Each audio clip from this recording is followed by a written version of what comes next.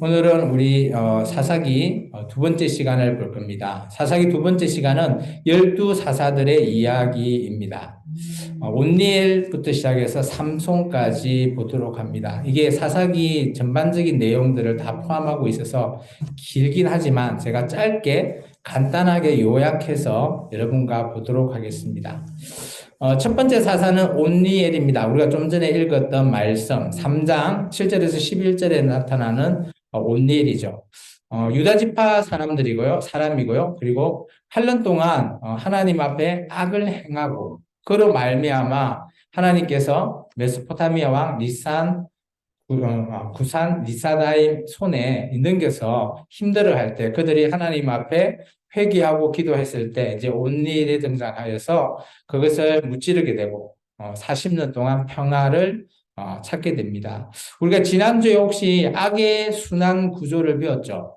하나님 앞에 하나님을 망각해서 악을 행하게 되고 그로 말미암아 그들이 이방 나라에게 압제를 당해서 힘들어할 때 그들이 회개 기도함으로 말미암아 하나님께서 구원자를 사사를 세우게 되고 그로 말미암아 다시 한 번 더 평화가 이어지는데 그것이 계속해서 반복되어지는 악의 순환고리에 대해서 보게 되었습니다. 오늘 우리가 온니엘이 그 대표적인 그 순환고리의 전형적인 케이스라고 볼 수 있습니다. 그리고 나서 두 번째는 왼손잡이 사사 에웃입니다. 우리 사사기 3장 12절부터 30절에 등장하는 사사죠.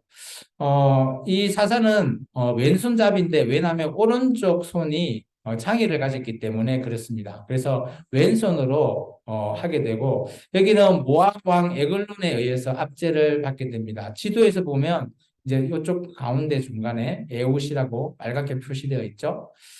이곳에서 이제 18년 동안 압제를 당하게 되고 이 에웃이 모압 왕을 죽임으로 말미암아 이제 80년간 평화의 기간이 또 허락을 받았죠. 이 사사 시대는 이렇게 짧게 되어 있고 뭐 기간이 80년이지만 또 80년이 지나면 세대가 바뀌기 때문에 아마 또 다시 악을 행하는 것 같아요. 그래서 사사의 전체 사사 시대의 총 기간이 한 400년 대략 그렇게 우리가 보게 됩니다. 그리고 세 번째는 삼갈이라고 하는 사사입니다. 여기는 이제 짧게 등장합니다.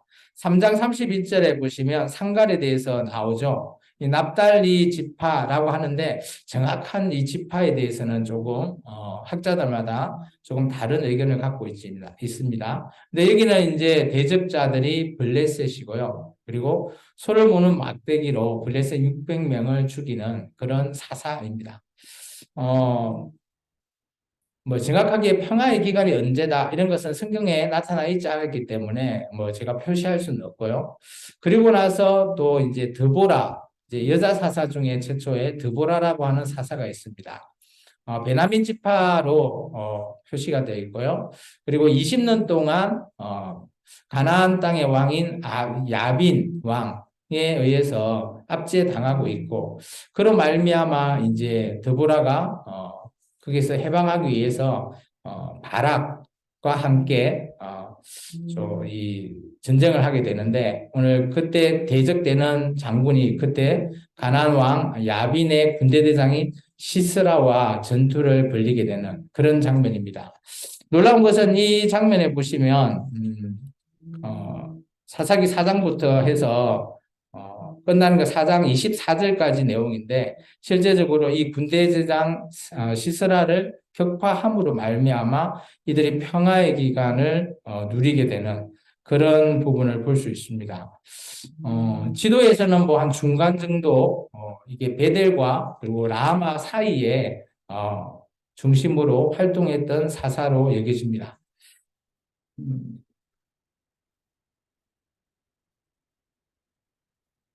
계속해서 우리 기도원을 한번 보겠습니다. 기도원은 이제 사사 시대 중에서 좀 우리가 사사기에서 많은 장을 할당받은 사사의 이야기가 바로 기도원 그리고 삼손이죠. 기도원 같은 경우는 므낫세 지파 사람인데 이 미디안 군대에 의해서 압제를 당하고 있습니다. 근데 이제 기도원이 오늘 네 개 지파와 연합을 해서 싸우게 되죠. 기도원 얘기를 우리가 잠깐 한번 읽어볼까요? 어, 기도원 쪽에서 우리가 한번 봐야 될 부분이 있습니다. 우리가 기도원 앞에, 하나님 앞에 이제 우리가 기도원이, 제가 약한 자, 그런 자인데 하나님의 사자가 나타나서 그렇지 않다는 것을 얘기하죠. 그런데 기도원이, 이렇게 해주세요라고 하는 그런 부분이 나옵니다. 우리, 사사기 6장 36절에서부터 40절까지 한번 읽어주시겠습니까? 기드온이 또 사람들을 몬 문하세에 두루 보내매 그들도 모여서 그를 따르고 또 사자들을 아셀과 스불론과 납달리에 보내매 그 무리도 올라가서 영접하고 기드온이 하나님께 여쭈되 주께서 이미 말씀하신 같이 내 손으로 이스라엘을 구원하시려거든 보소서 내가 양털 한 뭉치를 사냥 과정에 드리니 만일 이슬이 양털에만 있고 주변 땅은 많으면 주께서 이미 말씀하신 같이 내 손으로 이스라엘을 구원하실 줄을 내가 알겠나이다 하시더니 그대로 된지라 이튿날 기드온이 일찍이 일어나서 양털을 그 양털에서 이슬을 따니 물이 그때 가득하다. 기드온이 또 하나님께 여쭈되 여호와 내게 노하지 마옵소서 내가 이것만 말하리이다 구하옵나니 내게 이것만 양털로 시험하게 하소서 원하건대 양털만 마르고 그 주변 땅에는 다 이슬이 있게 하옵소서 하였더니 그 밤에 하나님이 그대로 행하시니 곧 양털만 마르고 그 주변 땅에는 다 이슬이 있었더라. 아멘. 네. 여기 보면 기드온 지파가 므낫세 지파인데요. 므낫세 지파 외에 이제 아셀, 스불론, 납달리가 하나가 되었죠. 근데 이제 밤에 이렇게 보시면 주님 앞에 얘기하죠. 제가 이 전투에 나갈 수 있는 자라면 이렇게 양털을 기준해서 양털 위에 있을 또 한 번 더 하죠. 양털 밖에만 있을 이렇게 해서 확신을 좀 갖는 우리가 이것을 의심이라 보기는 좀 힘들 것 같고요. 저는 좀 신중한 그런 사람이다라고 봅니다. 그래서 우리가 오전에도 이제 하박국의 기도에 대해서 좀 알아봤는데 아마 기도는 신중하게 하나님 앞에 기도를 하는 거죠. 이렇게 좀 하면 제가 하나님 응답인 줄 알고는 있지만 좀 더 확신을 가질 수 있게 해달라라고 기도하는 것 같습니다. 기도에 대해서는 이제 사람마다 좀 다르다라고 저는 여겨집니다. 그래서 이런 거는 우리가 참고하시면 좋을 것 같고요. 그런 말미암아 기도원이 이제 300용사와 함께 하죠. 근데 실제적으로 모였던 병사들은 어마어마하게 많습니다.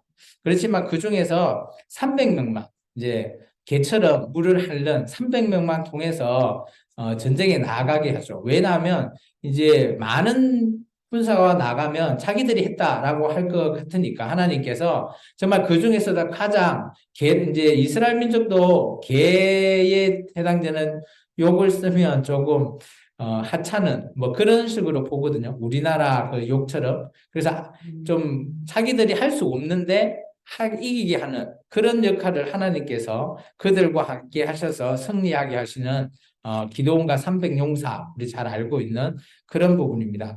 보시면 지도상으로 보면 조금 위쪽에 이렇게 포함이 되어 있죠. 그리고 그 다음에 사사가 이제 돌라, 야일, 뭐 이런 사사들이 있습니다. 뭐 이런 사사들도 마찬가지 동일하게 역할을 하고 또 사사의 역할을 임하게 되죠. 그리고 이제 입다라고 하는 사사가 있습니다. 이게 갓지파의 사사인데요. 11장에 한번 가보시면 입다라고 하는 사사가 나오는데요. 여기는 이제 우리가 좀 오해할 수가 있습니다. 왜냐하면 입다가 하나님께 기도하시고 이제 나가서 전투에서 암몬 대적자를 물리치고 돌아올 때 가장 먼저 뭐 이렇게 영접하는 자를 하나님 앞에 번제로 드리겠다. 뭐 이런 표현이 있거든요. 우리 11장 31절만 한번 읽어 주시겠습니까? 30절, 31절입니다.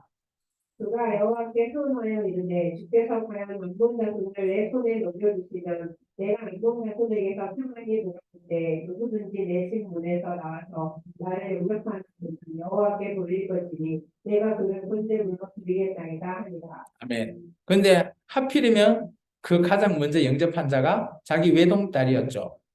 근데 이제 놀라운 거는 이 당시 암몬과 같이 암몬의 대적자다 보니까 여기 이제 갓지파가 요당 동쪽 편에 있는 그런 지역이거든요. 그러다 보니까 여기도 하나님의 그런 어떻게 보면 내기적인 그런 풍습이 아니에요. 이것은 암몬 작성의 풍습이죠. 하나님 앞에 신에게 사람을 드리는 인신공양 제사, 그 제사가 암몬 족속에는 비일비재하게 행해졌다라는 거죠. 이제 그것이 어떻게 보면 이렇게 입다에게도 그런 부분들이 여전히 같이 거주하다 보니까 포함이 된 것 같아요. 그래서 놀라운 거는 이런 부분은 우리가 오해할 수 있습니다. 이게 뭐 성경에 나온다? 아니에요. 성경은 절대 이렇게 하지 말라고 되어 있거든요.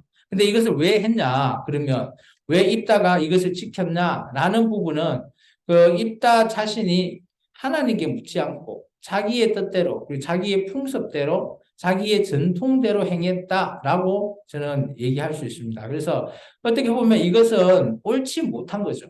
근데 그것을 자기 스스로 했다라는 겁니다. 그래서 우리가 나중에 사사기 마지막 장을 보면, 그죠? 자기 스스로 한 그런 부분들이 나옵니다. 그거는 이제 다음 시간에 우리가 좀 보도록 하고요. 계속해서 이제 보면 입산, 엘론, 압돈 뭐 이런 또 사사들이 등장하게 되죠.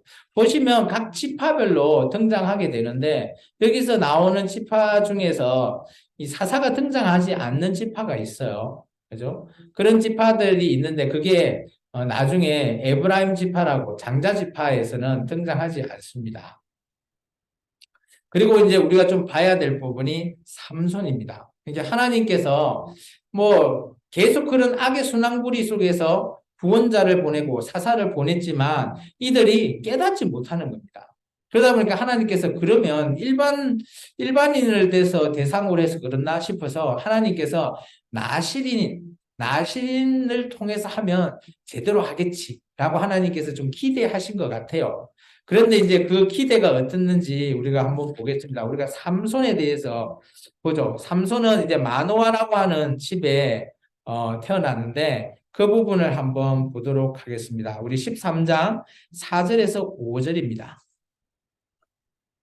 그러므로 너는 상과 포도주와 국주를 마시지 말며 어떤 부정한 것도 먹지 말지니라. 보라, 내가 임신하여 아들을 낳으리니 그의 머리 위에 삭도를 대지 말라. 이 아이는 태에서 나온 것부터 하나님께 바쳐진 나실인이 되리라. 그가 블레셋 사람 손에서 이스라엘을 구원하기 시작하리라 하시니. 아멘. 이게 단지파는 처음에 이게 블레셋이 있는 이 소라라고 하는 그리고 그 이웃에 보면 에스다롯이나 뭐 이런 블레셋 지역에 쌓여 있는 그런 땅이에요. 근데 하도 블레셋이 침공을 많이 하니까 단지파의 이 마노아 집 외에 다른 지파 사람들은 도저히 그것을 못 견뎌서 저 위쪽에 헐몬산 있는 쪽으로 올라가게 됩니다. 그곳이 라기스라라고 하는 곳이에요. 그곳에서 정착을 다시 하게 되는데 오늘 삼손 집은 여전히 소라에 있죠. 근데 오늘 이 소라에 있는 이 마누아의 집에 그죠? 아이를 태어나지 못하게 하나님께서 막게 되는 거죠. 임신을 못하게 했다. 2절에 나오죠.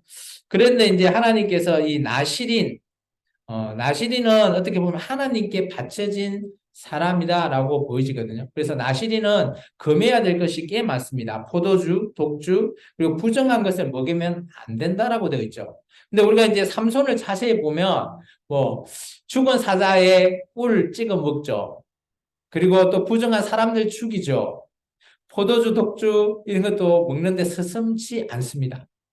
어떻게 보면 이 삼손이 잘못된 건지 그의 아버지와 어머니의 교육이 잘못된 건지 아니면 아예 이때쯤 돼서요 레위 지파들이 아예 하나님의 성경을 제대로 교육하지 못했기 때문에 삼손이 이런 행위를 하면서도 죄책감이 없는 건지 그런 것들을 우리가 이 사사시대를 통해서 우리가 살펴볼 필요가 있다는 거예요.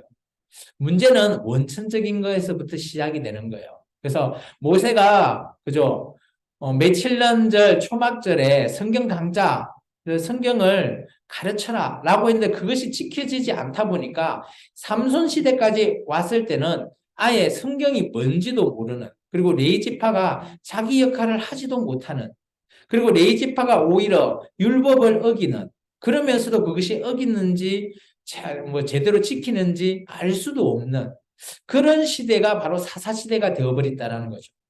이제 그런 것을 우리가 사사기를 통해서 봐야 됩니다. 물론 삼손 얘기를 읽으면 재밌어요. 이제 그런 것도 보지만 중요한 것은 이 안에 관통하고 있는 핵심적인 내용을 여러분이 살펴봐야 된다는 겁니다.